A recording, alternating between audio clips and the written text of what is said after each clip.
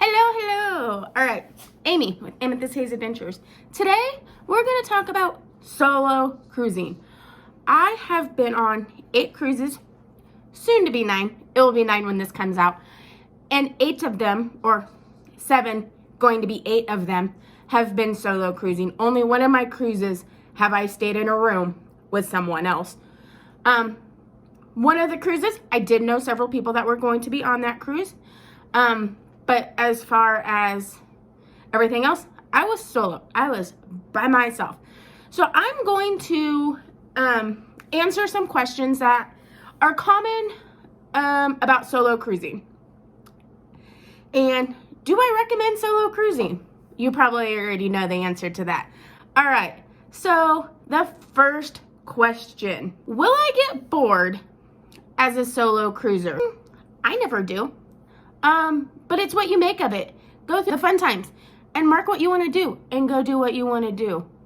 There's always something to do. So me as a solo cruiser, I never get bored because there's always something to do. And if there is that downtime where I could be bored, I just go sit and look at the ocean, or I have a book and I read a book, or I go take a nap. I find something to do that doesn't make me bored. Do I pay double if I cruise solo? Yes and no. So on Carnival, because that's my only experience with solo cruising, but when it comes to solo cruising, yes and no of paying double. So when you book a room on a Carnival cruise ship, it's for double occupancy. So it's the standard rate per se is for 2 people. So you're paying that.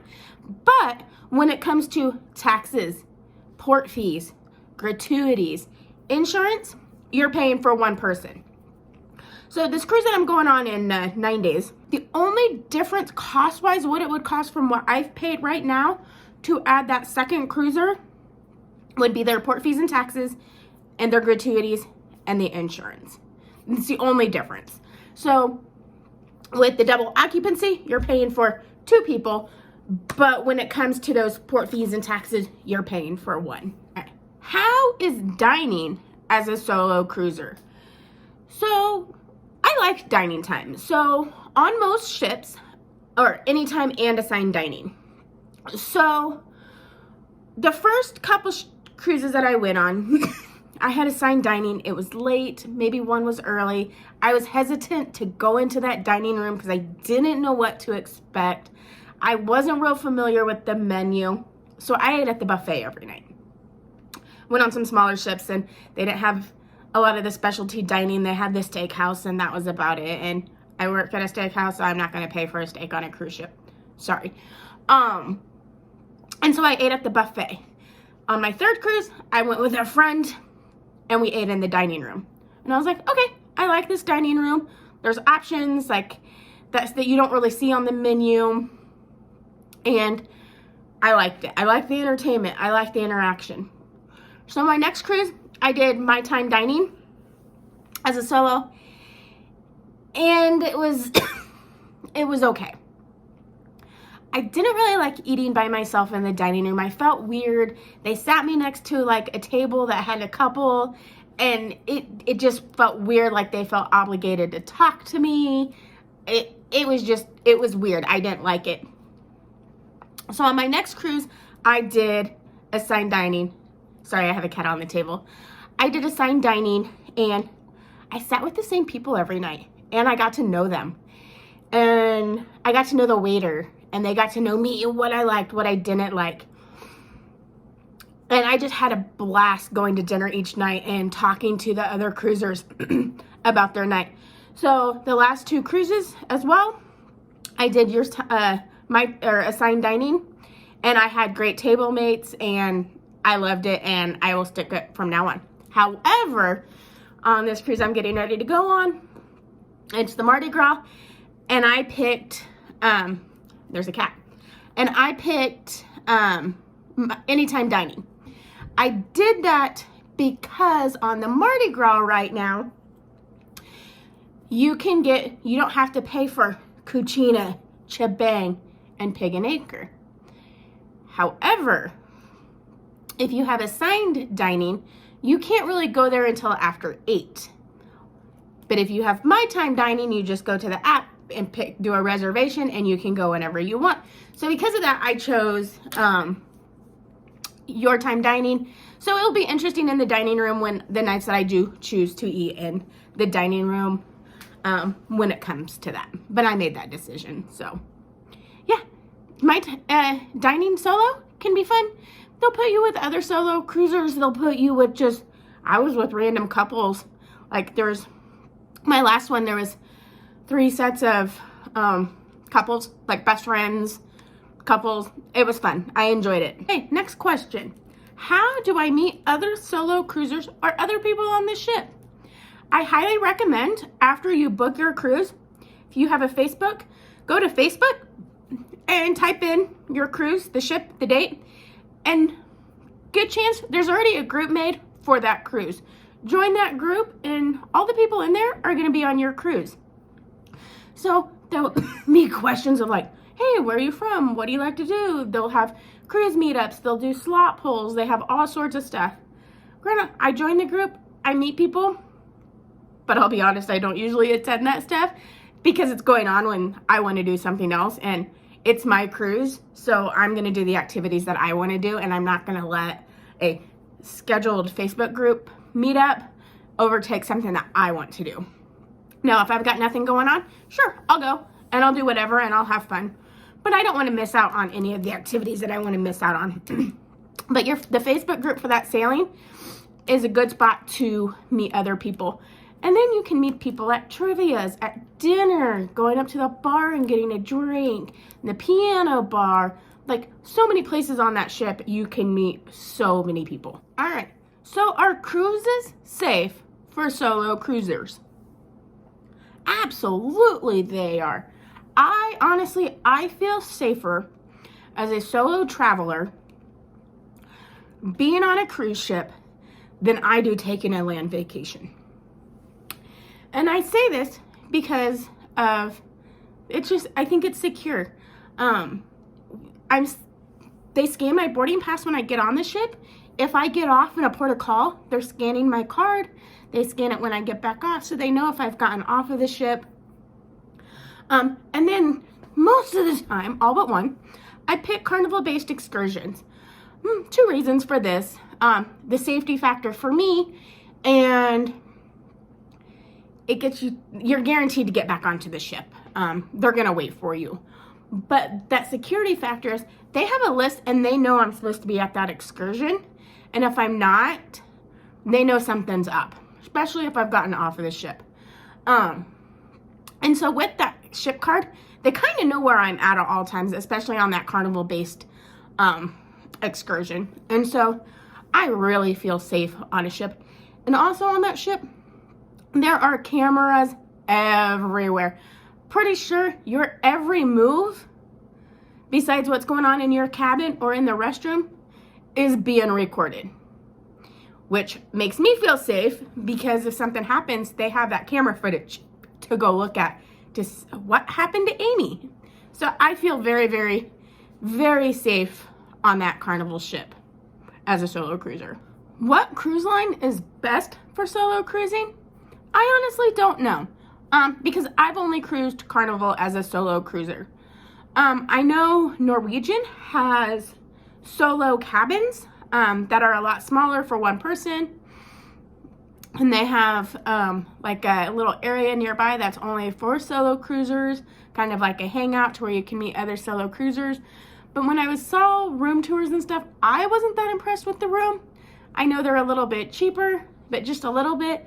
For the more money, I'd rather have a normal size room. But that's just me. But I can't answer this question without having sailed solo on another cruise line. I wish I could be more help on this, but I only know Carnival at this point in time. Because unfortunately, other cruise lines that I've had booked for going solo have been canceled because of the pandemic. So I haven't had that opportunity to try other cruise lines. This kind of goes along with one of the other questions. Will I spend most of my time alone, or will I spend it with hanging out with other guests? And that's totally up to you. There's times I like my alone time, whether it's sitting on a balcony or just finding that chair on the Lido deck or in the Serenity and just laying there, reading my book, listening to music, doing whatever I want to do. And then there's times that I'm playing trivia. I'm interacting with the people around me, interacting with the crew that's doing trivia. So it's really whatever you want to do. If you want to spend it with others or if you want to spend it alone, it's how you make of it and what you choose to do. As a solo cruiser, how do you get to the cruise port? All right, so what I do, a couple different ways depending on what port I've been to, and I'll give you the examples. But the first one is I always fly in the night before because you never know what's going to happen. I will generally find a hotel that's very close to the airport.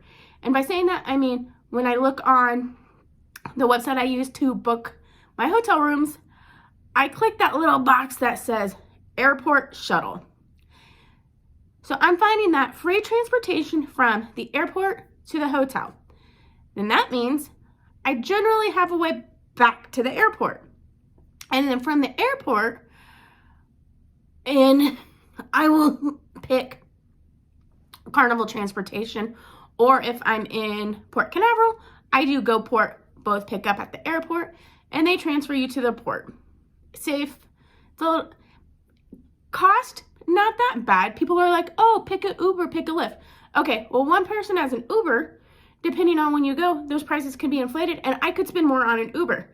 If there's 3 or 4 of you, yes, an Uber is going to be be more cost effective than paying that shuttle price for everybody. But for one person, it's about the same, and I'm guaranteed a ride. I'm not sitting there waiting for an Uber. When I was in New Orleans, I picked a shuttle, or I picked a hotel close to the cruise port, and I want to say the hotel had a free shuttle, or maybe I had to, I paid for a shuttle. It was like $15, and it took me, they went to that area from the airport. Kind of like when you go to Vegas and you go outside and you have all those shuttles lined up. It was one of those. But I was able to walk to the cruise port the next morning. One other time, we took a private company shuttle from Fort Lauderdale to Miami. But generally, I will pick that hotel near the airport, use the free airport shuttle, and then take the Carnival transportation to the port, or GoPort when I'm in Port Canaveral. And that's how I do it. There might be a better idea, but that's how I feel safe, and it's pretty cost effective.